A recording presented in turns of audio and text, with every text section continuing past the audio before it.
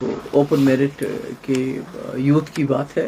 ये बहुत serious issue है कि हम बचपन से जब बच्चे को हम स्कूल में भेजते हैं तो हम उसको कहते हैं मेहनत करो और काबिलियत से आगे बढ़ो। तो आज ऐसा हो गया है कि जो मेहनत और काबिलियत उसके ऊपर उसकी कोई कदर ही नहीं है। I mean merit has become the biggest casualty at this point of time कि आप बच्चे को क्या बोलोगे मैं मेहनत करूंगा, मैं काबिल बनूंगा, फिर मैं कहाँ जाऊंगा, क्योंकि उसका दायरा बहुत ज्यादा चौक किया गया है। तो ऐसे में आपको याद होगा कि पार्लियामेंट में भी लोगों ने वोट दिया नेशनल कॉन्फ्रेंस को ये सोच के कि ये हमारा मसला हम उसको हल करेंगे। अगर कुछ नहीं करेंगे तो कम से कम पार्लियामेंट में बात करेंगे। आप भी गवाह है, मैं भी गवाह हूँ। 1 साल से ज्यादा अरसा हो गया है मेंबर नेशनल कॉन्फ्रेंस के। एक मुझे मेंबर पार्लियामेंट बताइए जिन्होंने पार्लियामेंट में इस मुद्दे पे मुंह खोला हो, बात कही हो कि भाई हमारे यहाँ जो ओपन मेरिट के लोगों के साथ बहुत ज्यादती हो रही है।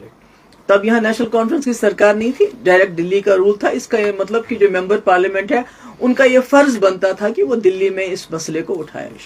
उसके बाद दोबारा असेंबली में लोगों ने बहुत बड़ी तादाद में नेशनल कॉन्फ्रेंस को फिर इस मुद्दे पे वोट दिए, खासकर जवान इसमें बहुत शामिल थे, कि ये हमारी ये जो रिजर्वेशन है इसके रैशनलाइजेशन करेंगे ताकि किसी का हक भी ना मारा जाए, पर not at the cost of open merit कि उनको इतना you are pushing them to the wall. तो आज 2-3 महीने हो गए और कल प्रोटेस्ट हुआ जिसमें हम तो इसमें कोई चाहते हैं न की है न करेंगे, मगर मुझे लगता है कि हम नौजवानों को, ओपन मेरिट वालों को, हम उन्हें धकेल रहे हैं। We are pushing them to the wall. तो वो चीफ मिनिस्टर साहब के पास गए और चीफ मिनिस्टर साहब ने कहा 6 महीने का वक्त हो। अगर आपके पास 3 मेंबर पार्लियामेंट है लद्दाख को लेके, आपके पास 50 MLA हैं सब मिलजुल के, तो आप कहते हैं 6 महीने रुको। क्यों?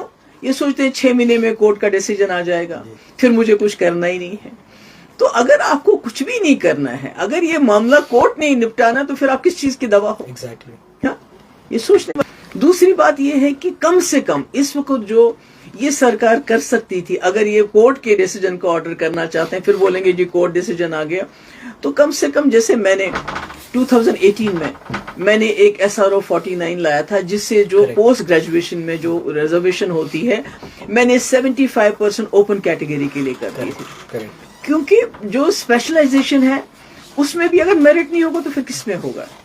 दूसरी बात, ये जो रिक्रूटमेंट कह रहे हैं 6 महीने जब तक कोर्ट का डिसीजन आ जाएगा, तो 6 महीने तक मुझे बताइए जो भर्तियां होंगी लेक्चरर्स की, पुलिस में, दूसरे डिपार्टमेंट्स में, वो तो सारी पोस्टें खत्म हो जाएगी, तो फिर इन बेचारों के पास क्या बचेगा। तो मेरी मुतबाना गुजारिश है उमर अब्दुल्ला साहब से कि आप अदालत पे ये मसला मत छोड़िए। आपके पास ताकत है, आपके पास 50 MLA हैं, आपके पास सरकार है, कोई ऐसा रास्ता निकाले कि जिससे जो पिछड़े हैं, जो जिनकी अपनी रिजर्वेशन है, वो रिजर्वेशन उनके पास रहे, मगर जो हमारी आबादी है ओपन मेरिट वालों की, उनको आबादी के हिसाब से उनको अपना हिस्सा मिलना चाहिए और इसमें अदालत के फैसले का इंतजाम हो जाना चाहिए। मैं तो वही कह रही हूँ ना कि अगर पार्लियामेंट में इन्होंने लोगों ने वोट मांगे लोगों से कि हम इसको तय करेंगे, उसके बाद किसी मेंबर पार्लियामेंट ने इंक्लूडिंग रूहुल्लाह साहब ने इसको कभी पार्लियामेंट में नहीं उठाया, और अब उन्होंने उसके बाद कहा कि हमारी यहाँ सरकार बनेगी, वो इस मसले को हल करेगी।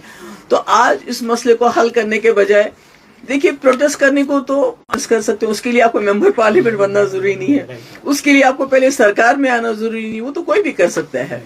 तो मेरा ये कहने का मकसद ये है कि ये बड़ा सीरियस इशू है। इसमें ये सोचना चाहिए कि जो लाखों के तादाद में हमारे नौजवान लड़का लड़कियां बच्चे हैं जिनकी इस वक्त एक हिसाब से उनके मेरिट पे गले पे छुरी चल रही है, तमाशा देख रहे हैं, कुछ भी नहीं कर पाते हैं। तो ऐसे में मुझे उम्मीद थी कि इस सरकार के पास इतनी बड़ी मेजॉरिटी है, मेंबर पार्लियामेंट है, सब कुछ है, और ये इसमें कोई ना कोई हल निकालेंगे, पर लगता है कि उन्होंने इसको कोर्ट पे मसला छोड़ दिया, विच इज वेरी अनफॉर्चुनेट।